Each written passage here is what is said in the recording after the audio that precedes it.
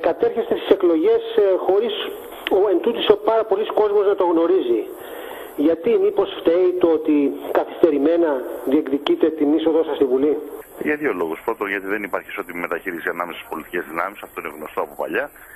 Συν το γεγονός ότι και εμείς καθυστερήσαμε για δύο βασικούς λόγους. Πρώτον, υπήρχαν εσωτερικές διεργασίες μέσα στο ίδιο το ΕΠΑΜ, όπου έκρινε το αν θα κατέβουμε ή όχι, που ήταν συλλογική απόφαση των μελών του ΕΠΑΜ. Και δεύτερον, γιατί κρατηθήκαμε από οποιαδήποτε μονομερή ενέργεια ανακοίνωσης ή, να το πούμε έτσι, προεκλογικού αγώνα, για να μην θεωρηθεί προκλητική ενέργεια από δυνάμεις με τις οποίες διεκδικούσαμε ή διερευνούσαμε τη δυνατότητα συνεργασίας μέχρι την τελευταία στιγμή. Γιατί δεν φροντίσατε να διευρύνετε το μέτωπο συνεργασιών σας? Με τον κύριο Παπαθεμελή νομίζω συνεργαστήκατε μόνο και με κάποια άλλο κίνημα πολιτών. Όχι. Η συνεργασία είναι σε τρία επίπεδα. Πρώτον, με όσα κόμματα ανταποκρίθηκαν στο προσκλητήριο που έχουμε κάνει ή στην πρόσκληση που έχουμε κάνει από τον Οκτώβριο του 2011. Δεύτερο, από περίπου 30-35 κινήματα, βάσεις και πρωτοβουλίες πολιτών που συναντηθήκαμε στην πλατεία και σε άλλες εκδηλώσεις και διαδηλώσεις του λαού. Και τρίτον, με αγωνιστές οι οποίοι προήλθαν σχεδόν από όλο το πολιτικό φάσμα.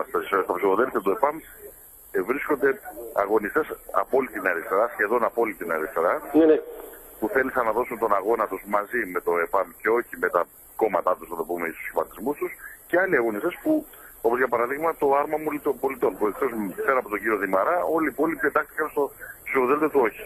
Εργαζόσασταν σε ραδιοφωνικό σταθμό και βγαίνατε συχνά έστω σε μικρούς τηλεοπτικούς σταθμούς και διακηρύσατε τις απόψεις σας για την κρίση.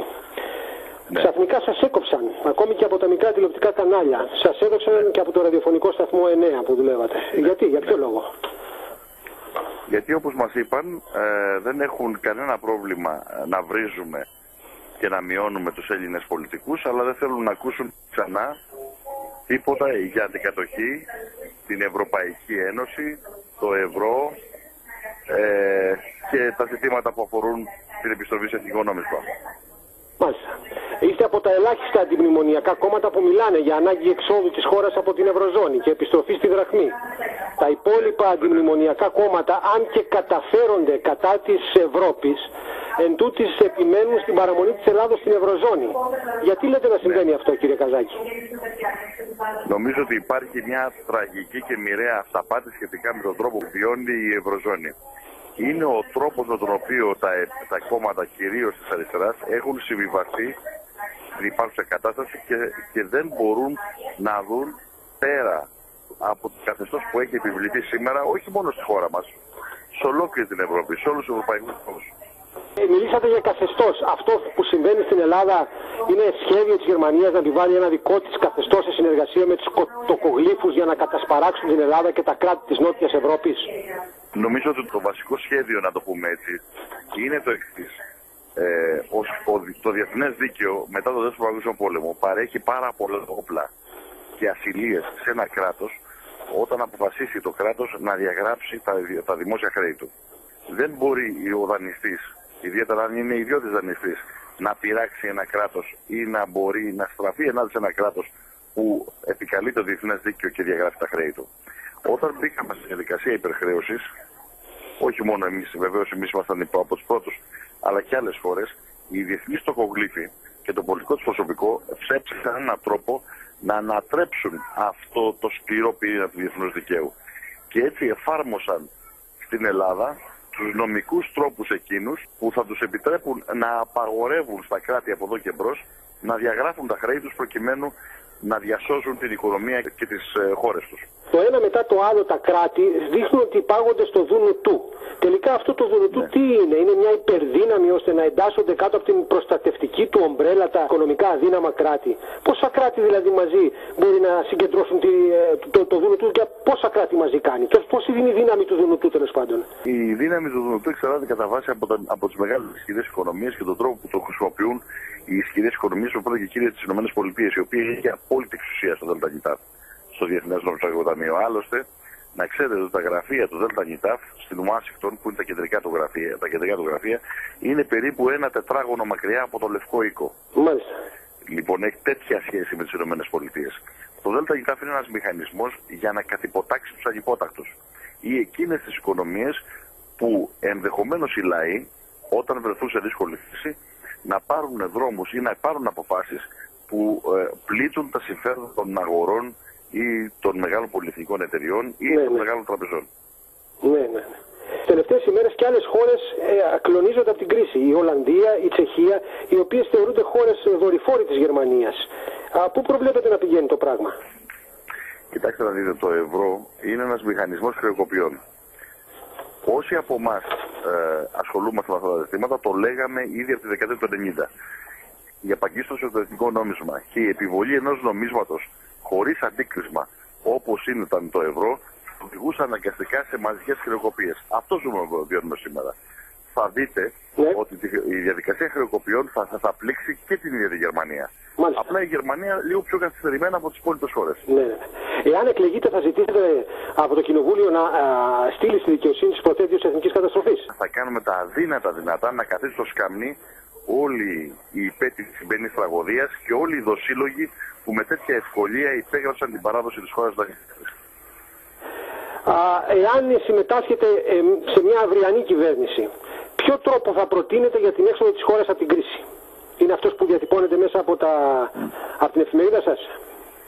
Ναι, νομίζω ότι δύο βασικές αφετηριακές θέσεις πρέπει να πάρουμε. Το πρώτο ζήτημα είναι τη μία αναγνώριση και διαγραφή του δημόσιου χρέους της χώρας σύμφωνα με την διεθνή πρακτική αλλά και τα προβλεπόμενα το διεθνές δίκαιο, και το δεύτερο την έξοδο από την Ευρωζώνη.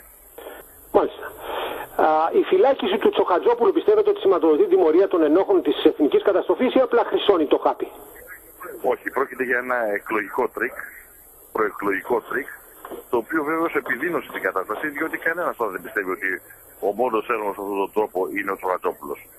Το εκλογικό σύστημα που προσφέρει 50 έδρες μπόνους στο πρώτο κόμμα, πώς σχολιάζεται αυτή την όθευση της βούλησης του λαού? Και πείτε μας αν φοβάστε ότι στις ερχόμενες εκλογές μπορεί να υπάρξει και πραγματική νοθεία στις εκλογές.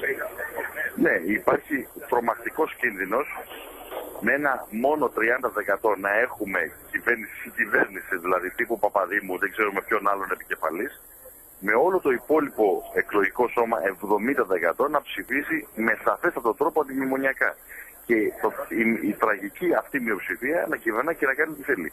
Αυτό το πράγμα είναι απλά το κορύφωμα ενός καθεστώτος, το οποίο επιβλήθηκε μεταπολιτευτικά, που δεν έχει καμία σχέση με δημοκρατία. Πρόκειται για ένα απολυταρχικό κυβερνητικό, ένα σύστημα κυβερνητικής απολυταρχίας με κοινοβουλευτικό μανδύα.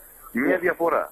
Από το Μάιο του 2010 μέχρι σήμερα, ο κοινοβουλευτικός μανδύας όλο και λιγότερο χρησιμοποιείται. Σωστά. Εσύ δεν μου είπατε όμως, φοβάστε μήπως υπάρξει νοθεία την ημέρα των εκλογών, στο αποτέλεσμα? Ναι, υπάρχει σοβαρό ενδεχόμενο. Σοβαρότατο ενδεχόμενο.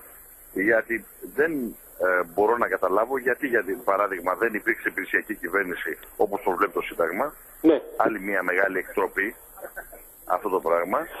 Συν το γεγονός δεν καταλαβαίνουμε τις μαζικές ελληνοποιήσεις αυτή τη στιγμή, ούτε επίσης διάφοροι ψήφιροι που κυκλοφορούν. Εμείς πάντως όπως και να έχει θα δώσουμε τη μάχη μέχρι την τελευταία στιγμή και πάνω στην κάλπη. Όπως υποστηρίζετε εσείς την έξοδο από το ευρώ και την επιστροφή στη δραχμή, το λέει και η Χρυσή Αυγή αυτό. Θα μπορούσατε να συνεργαστείτε κάτι που υποθέσει με τη Χρυσή Αυγή? Όχι. Για τρεις βασικούς λόγους. Πρώτον, γιατί δεν είναι δημοκρατική δύναμη, δηλαδή δεν πιστεύει στη δημοκρατία. Δεύτερον, γιατί η ιδεολογία της συνδυάζει δύο εξαιρετικά αντιδραστικές σκοταδιστικές θεωρήσεις, το σατανισμό με τον ναζισμό.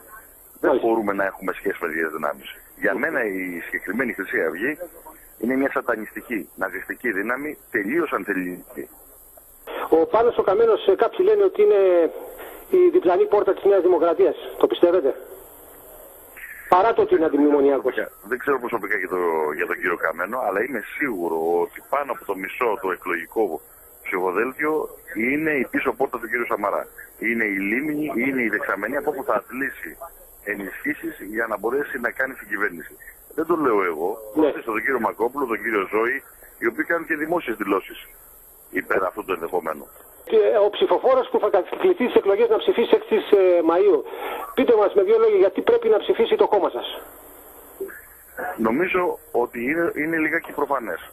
Είναι η μόνη αντικατοχική φωνή που υπάρχει αυτή τη στιγμή στο ελληνικό πολιτικό σύστημα. Όχι αντιμνημονιακή. Αντιμνημονιακές φωνές υπάρχουν πολλές.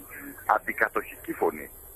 Δηλαδή αυθεντικά λαϊκή αντιστασιακή φωνή. Με αυτό το σκεπτικό. Και είναι το γεγονός ότι είμαστε οι μόνοι, με το μόνο δελτίο που επιχειρήσαμε και εφαρμόσαμε ισότιμη συνεργασία ανάμεσα σε δυνάμεις αγωνιστές ή αν θέλετε και πολιτικά σχήματα, τα οποία συμβρεθήκαμε στον δρόμο, στους αγώνες, στην κοινωνική διαμαρτυρία, χωρίς να υπολογίζει κάποιος το σχετικό μέγεθος του οποιοδήποτε ή χωρίς να θέλει ο οποιοδήποτε να απορροφήσει όλους τους υπόλοιπους.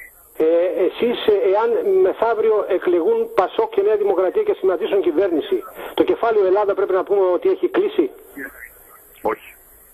Είμαστε σε μια φάση γενίκευσης του πολέμου που είχαμε. Μια μάχη είναι αυτή. Το θέμα είναι πόσο πολύ πιο ισχυρές θα είναι οι λαϊκές δυνάμεις σε 7 του Μάη. Σωστά. Εάν το ψηφοδέλτιο του όχι μπει στη Βουλή, δεν υπάρχει περίπτωση αυτή να κάνουν κυβέρνηση. Το 151 δηλαδή είναι όνειρο απατηλό για το επίσημο σύστημα. Από εκεί και πέρα ανοίγουν όλες τις προϋποθέσεις για να μπορεί να συνεχιστεί ο αγώνας για τον ίδιο το λαό. Για την απελευθέρωσή του δηλαδή.